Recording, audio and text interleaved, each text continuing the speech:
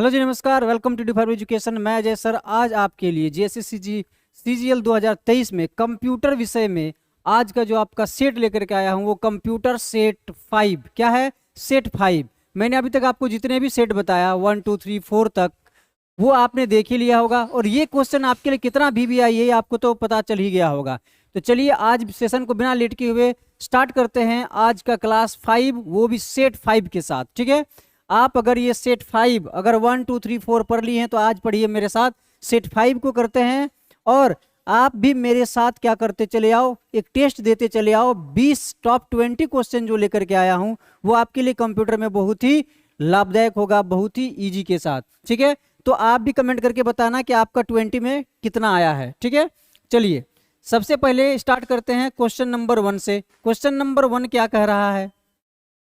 तो question number 1 कह रहा है कि एक डिजिटल घड़ी में किस प्रकार का कंप्यूटर हो सकता है। ये जो आपका डिजिटल घड़ी है इसमें किस प्रकार का जो है क्या आपका कंप्यूटर हो सकता है। तो मेन फ्रेम हो सकता है, सुपर कंप्यूटर हो सकता है, नोटबुक कंप्यूटर या फिर एम्बेडेड कंप्यूटर हो सकता है। तो आपका जो राइट आंसर हो जाएगा वो हो जाएगा एम्बेडेड कंप्यूटर हो सकता है। आपका जो डिजिटल घड़ी है वो किस प्रकार का एक कंप्यूटर हो सकता है? तो डिजिटल घड़ी एक प्रकार से एम्बेडेड क्या कंप्यूटर हो सकता है। चलिए नेक्स्ट क्वेश्चन की ओर बढ़ते हैं। नेक्स्ट क्वेश्चन आपके सामने है कि क्लाउड कंप्यूटिंग के संदर्भ में पास PaaS का जो पूर्ण रूप है यानी फुल फॉर्म क्या हो जाएगा? Payment as a service, platform as a service, performance as a service या फिर प्रोटोकॉल एज ए सर्विस। तो राइट आंसर क्या हो जाएगा? PaaS का फुल फॉर्म हो जाएगा आपका प्लेटफॉर्म एज ए सर्विस। क्या हो जाएगा? Platform as a service. क्या? Platform as a service PaaS का जो है फुल फॉर्म है। चलिए नेक्स्ट देखते हैं। नेक्स्ट क्वेश्चन आपके सामने है कि निम्न में से किसका प्रयोग 5वीं पीढ़ी की भाषाओं में नहीं हो रहा है। 5वीं पीढ़ी की भाषाओं में किसका प्रयोग नहीं हो रहा है? SQL का, AI का, प्रोलॉग का या फिर OPS 5 का। तो आपका हो जाएगा राइट आंसर SQL का। ठीक है, चलिए नेक्स्ट क्वेश्चन की ओर बढ़ते हैं। नेक्स्ट क्वेश्चन आपके सामने है कि कंप्यूटर में स्मृति के प्रकार हैं क्या? Semiconductor, magnetic, server, optical. नीचे देखिए कुट दिया गया है, आपको क्या करना है इसमें से बताना कि 1 और 2 सही है, 2 और 3 सही है, 1 2 और 4 सही है, या इसमें से सभी जो है चारों सही है। तो राइट आंसर क्या हो जाएगा? तो आपका क्या बता रहा है कि कंप्यूटर में स्मृति का जो प्रकार होगा वो आपका सेमीकंडक्टर भी होगा, मैग्नेटिक भी होगा, सर्वर नहीं होगा, ऑप्टिकल होगा। यानी ये तीनों जो होगा मेरा वो सही है। अब यहाँ कुट देखना है 1 2 और, चलिए 1 और 2 जो है यहाँ C जो है 1 2 और 4 हमारे इस प्रकार हैं क्या? स्मृति के प्रकार है कंप्यूटर में। ठीक है, चलिए नेक्स्ट देखते हैं। नेक्स्ट क्वेश्चन है कि मॉड्यूलेटर डीमॉड्यूलेटर का सामान्य नाम क्या है। मॉड्यूलेटर टू डीमॉड्यूलेटर का जो नाम होगा सामान्य नाम वो क्या है? क्या है आपका? कनेक्टर होगा, जॉइनर होगा, नेटवर्कर होगा या मोडेम होगा। तो राइट आंसर क्या होगा? मोडेम होगा। ठीक है, क्या? मोडेम। चलो नेक्स्ट क्वेश्चन की ओर बढ़ते हैं। नेक्स्ट क्वेश्चन आपके सामने है कि अधिकांश प्रोडक्ट्स पर प्रिंटेड लाइनों के पैटर्नों को क्या कहते हैं। आप कोई भी आजकल के प्रोडक्ट्स अगर उठाओगे तो आपको प्रोडक्ट में क्या मिलेगा? एक तरह का प्रिंट मिलेगा इस तरह से किया हुआ। कोई भी प्रोडक्ट ले लो आपको उसमें क्या मिलेगा? प्रिंटेड इस तरह से सीधा सीधा लाइनिंग मिलेगा दिखा हुआ कॉलम टाइप में। तो वो क्या है? वो कोड है, बार कोड है, प्राइसेस है या स्कैनर्स है। तो बेटा वो जो है वो आपका बार कोड है। क्या है? वो बार कोड है। आप साबुन लो, शैम्पू लो, कोई भी चीज ले लो उसमें देखना एक बार कोड मिलेगा। ठीक है, छोटा सा। चलो नेक्स्ट क्वेश्चन है CAS का पूर्ण रूप क्या है? Conditional audio system, conditional access system, complete audio system या फिर कंप्लीट एक्सेस सिस्टम। तो आपका जो राइट आंसर हो जाएगा जो CAS का है वो हो जाएगा कंडीशनल एक्सेस सिस्टम। क्या? Conditional access system. याद रखो ये सारा क्वेश्चन आपके लिए बहुत ही VBI क्वेश्चन है। चलो अगला देखो CH। क्या? CH या फिर C# प्रोग्रामिंग भाषा का आविष्कार जो है किसने किया था? CH या फिर C# प्रोग्रामिंग भाषा का आविष्कार किसने किया था? तो एंड्रेस हैजलबर्ग ने या EF कोल्ड ने या रॉबर्ट फ्रॉस्ट ने या इनमें से कोई नहीं। तो CH या फिर C# प्रोग्रामिंग भाषा का जो आविष्कार किया था वो एंड्रेस हैजलबर्ग ने किया था। किसने? एंड्रेस हैजलबर्ग में। ठीक है, चलिए नेक्स्ट क्वेश्चन की ओर बढ़ते हैं। नेक्स्ट क्वेश्चन आपके सामने है कि निम्न में से निजी क्षेत्र, कहाँ निजी क्षेत्र यानी प्राइवेट एरिया नेटवर्क की सामान्य दूरी क्या होती है, 10 मीटर, 25 मीटर, 30 मीटर या 50 मीटर। तो जो PAN का जो सामान्य दूरी होगा वो 10 मीटर होता है। जो PAN का नेटवर्क है उसका, निजी क्षेत्र का जो नेटवर्क है यानी PAN का, उसका सामान्य दूरी क्या हो जाएगा, तो 10 मिनट हो जाएगा, 10 मीटर हो जाएगा। ठीक है, चलिए अगला क्वेश्चन की ओर बढ़ते हैं। अगला क्वेश्चन आपके सामने कि ट्रोजन एक प्रकार का है, क्या है ट्रोजन, एक क्या है, कंप्यूटर भाषा है, मालवेयर है, ऑपरेटिंग सिस्टम या कंप्यूटर फेरिफेरल है, क्या है। तो जो आपका ट्रोजन है वो एक प्रकार का मालवेयर है, क्या है, मालवेयर। चलो नेक्स्ट क्वेश्चन है कि संचार लाइन और राउटर का संग्रह किसके द्वारा बनाया जाता है, किसके द्वारा बनाया जाता है भाई, राउटर के द्वारा, ब्रिज के द्वारा, सबनेट के द्वारा या पैकेट के द्वारा। तो जो संचार लाइन होता है और राउटर का जो संग्रह होता है वो किसके द्वारा बनाया जाता है, तो वो बनाया जाता है आपका सबनेट के द्वारा, किसके द्वारा, सबनेट के द्वारा। तो सी हो जाएगा राइट आंसर, सबनेट के द्वारा, किसके द्वारा, सबनेट के द्वारा। याद रखो बेटा जो क्वेश्चन है वो बहुत ही VVI क्वेश्चन है, सिलेक्टेड क्वेश्चन है, प्रीवियस ईयर क्वेश्चन है। चलो क्या है, वह वेबसाइट जो किसी एक स्थान को 3 डायमेंशनल ढंग से देखने एवं समीक्षा करने में सहायता करती है। क्या बता रहा है कि एक ऐसा वेबसाइट का नाम बताइए जो एक ही स्थान को 3 डायमेंशनल ढंग से दिखाने की समीक्षा रखता हो, समीक्षा करता हो। अगर आप जिधर से भी देखोगे आपको वो दिखाने में सक्षम है तो वो क्या है, गूगल अर्थ है, गूगल मेल है, गूगल डेस्कटॉप है या गूगल वीडियो प्लेयर है।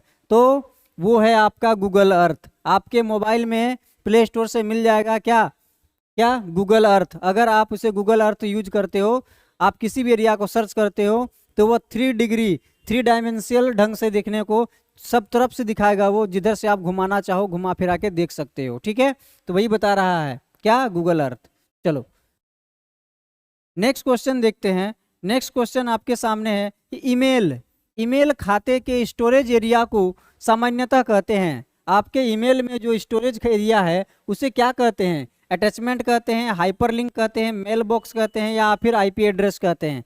ये तो बहुत ही ईजी है, चलो कमेंट करके बताओ, तब तक मैं बता देता हूँ फटाफट। क्या वो हो जाएगा आपका मेल बॉक्स, क्या कहलाएगा, मेल बॉक्स कहलाएगा। चलो नेक्स्ट क्वेश्चन की ओर बढ़ते हैं। नेक्स्ट क्वेश्चन आपके सामने है कि निम्न में से प्रोजेक्ट लून, क्या प्रोजेक्ट लून किस कंपनी द्वारा विकसित किया गया है, किसका, वो कौन कंपनी का है, माइक्रोसॉफ्ट का है, फेसबुक का है, एक्स कंपनी का है या ट्विटर है। तो बताइए क्या हो जाएगा, तो वो हो जाएगा एक्स कंपनी। अब एक्स कंपनी किसका है ये कमेंट करके बताओ फटाफट। ठीक है, मैं देखता हूँ, चेक करता हूँ कि कौन सही उत्तर दे पाएगा। ठीक है, चलो एक्स कंपनी किसका है, तो एक्स कंपनी का मालिक कौन है, उसका CEO कौन है, ये लिख करके कमेंट करो। चलो नेक्स्ट, क्या डेटा के समूह को कहा जाता है भाई, क्या कहा जाता है, इंफॉर्मेशन बोला जाता है, ऑब्जेक्ट बोला जाता है या डेटा टाइप बोला जाता है या रिकॉर्ड बोला जाता है। तो बेटा जो डेटा के समूह होता है उसे बोला जाता है रिकॉर्ड, क्या बोला जाता है, रिकॉर्ड। ठीक है, चलो नेक्स्ट क्वेश्चन देखते हैं।